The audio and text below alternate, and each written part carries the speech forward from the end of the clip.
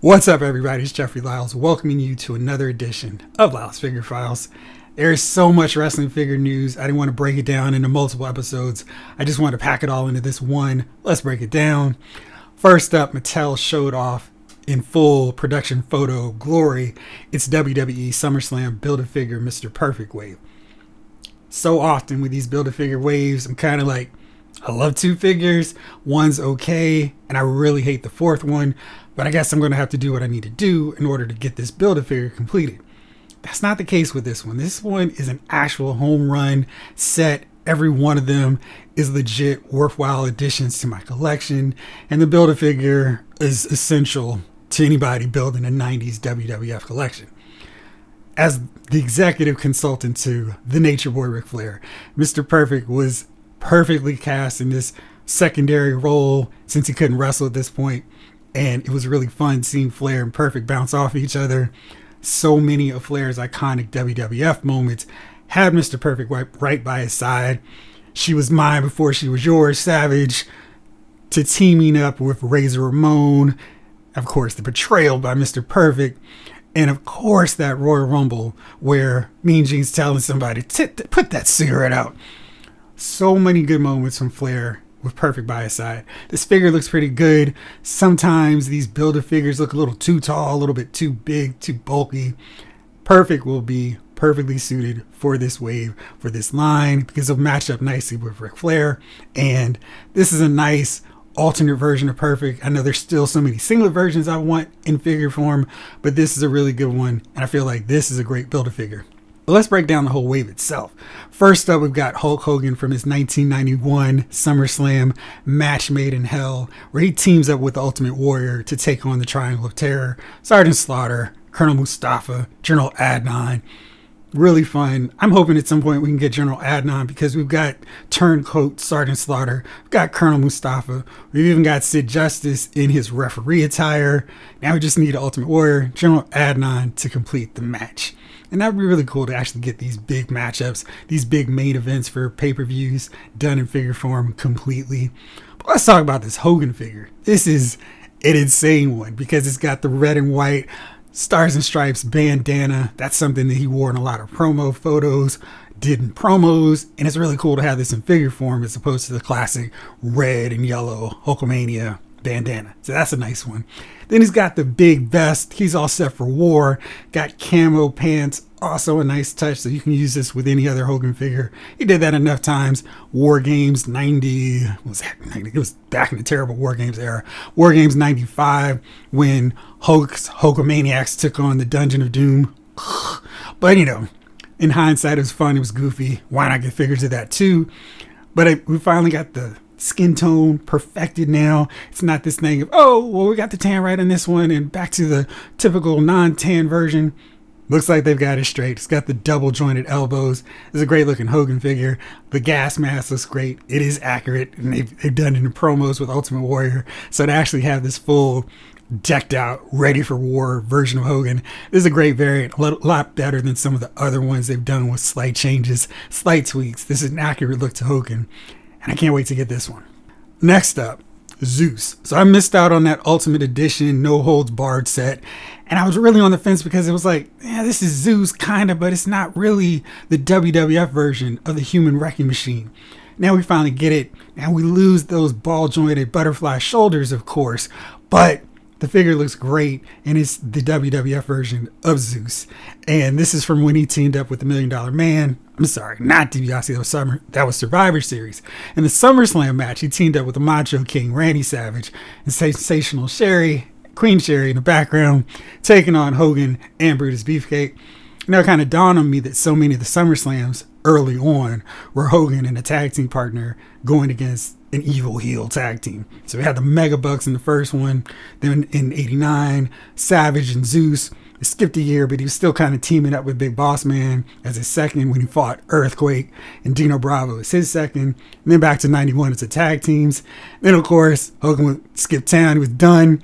And then it was the SummerSlam with just the standard main events that we were used to going forward. Weird random wrestling trivia for you, but this Zeus figure looks great. He's got the super huge, stupid huge shoulder pads, got a great expression, and this is Zeus. That's all I wanted. I can have him now, so that gets me really close to completing a Survivor Series team. So I'm really excited about getting Zeus, adding him to the collection, snapping necks, doing the whole deal. Next up, we've got Dolph Ziggler. Ziggler's a character, a figure who's needed an upgrade for a long time. Now he gets one with the double jointed elbows, and he's got his bright pink outfit, cool head sculpt. And this is when he gets squashed and demolished by Goldberg, but who cares about that? We got an updated Dolph Ziggler. That figure looks really good. I can't wait to get him as well. And finally, it's main event Jey Uso. We've got an Ultimate Edition set of the Usos coming. So this is the one figure I'm kind of like, I'm double dipping, but it's Jey. I don't care. Jey looks really good. He comes with the lei, and he's all set for battle, ready to stare a hole in the Mysterios, Dominic and Rey, who the Usos fought at SummerSlam in one of the big high-profile matchups. And I like this. Like I said, it's a four-figure set to build Mr. Perfect. Every figure looks good. Everybody's got the double-jointed elbows. Really great attires for him. For Hogan, it's a good variant.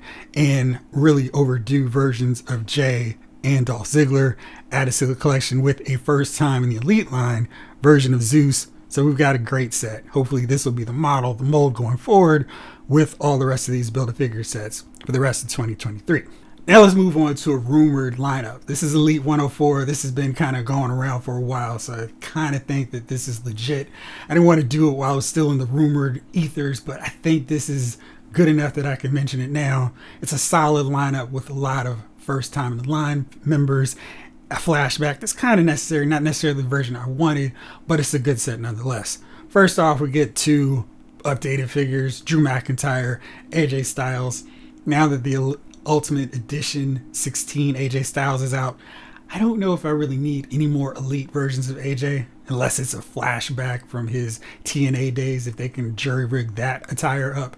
But I don't think I really need more AJ Styles figures at this point. But we do get the very first Braun Breaker figure, the NXT champ. He also comes with a chase, which is a great idea. He's rocking so many different colorful outfits that he really needs a chase figure to catch up to all these attires that they can finally get out. Then we've got Solo Sikoa, so we're really close to getting the Bloodline finish. Now we just need a Sami Zayn in his one honorary Uso shirt, all that attire. So that'd be really great to have, especially now as he's featured in this feud against the Bloodline. And then finally, Dakota Kai, who had a figure with that Royal Rumble line, but she was really, really hard to track down. So everybody can actually get a shot, a fair one, at getting her. And then for the flashback, we've got Rick Steiner. And this version supposedly is from 1999 when Scott Steiner was Big Papa Pump and his brother teamed back up with him and he's fighting Sting and they've got the Dobermans and Sid. It's a whole mess.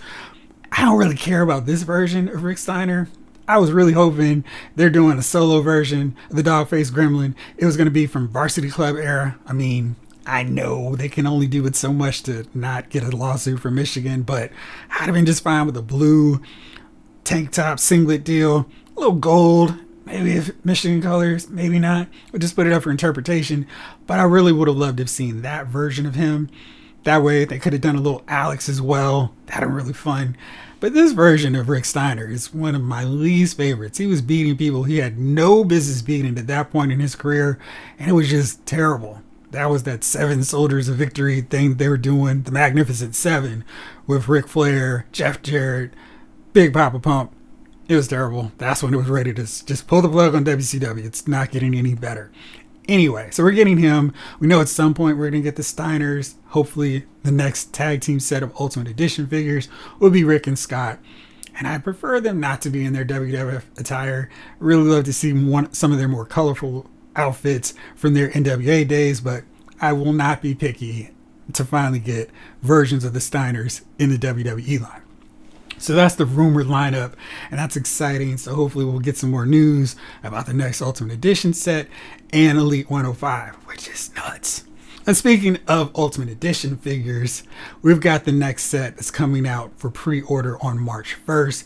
It's Ultimate Edition Jake the Snake Roberts versus Ravishing Rick Rude, celebrating their feud over Cheryl Roberts refusing a kiss from the Ravishing one.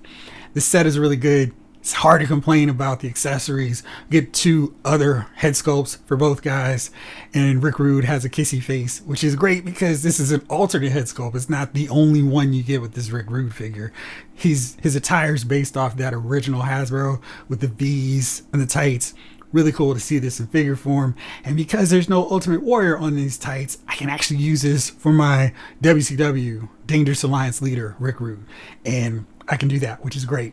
And then of course, he's got his robe, which should come with every Rick Rude figure, so that's good. He's got the hand so he can do his hip thrust. Really solid. Of course, he can pose, flex, do his thing. Jake the Snake Roberts has alternate head sculpts, some hands, no ring jacket, no anything like that. But he does come with a really cool looking Damien. It looks huge and it's posable. I don't know what that means, just the same as the other Damiens we've seen in the past. But this figure looks really good, and I can't wait to get both of these guys. The price is $70, so that's $35 as opposed to $32.99 that we normally see from these Ultimate Edition figures. I suppose we can chalk that up to the Coliseum Collection packaging, and it does look really cool. It's really nice.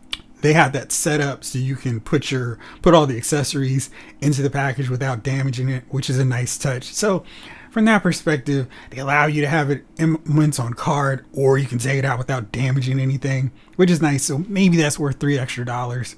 I won't quibble too much. We get 2 big figures, 2 essential 80s wrestlers in the WWF history in a 2-pack. I can't wait to see what else they're going to come up with this line with the Coliseum Collection. So many great options.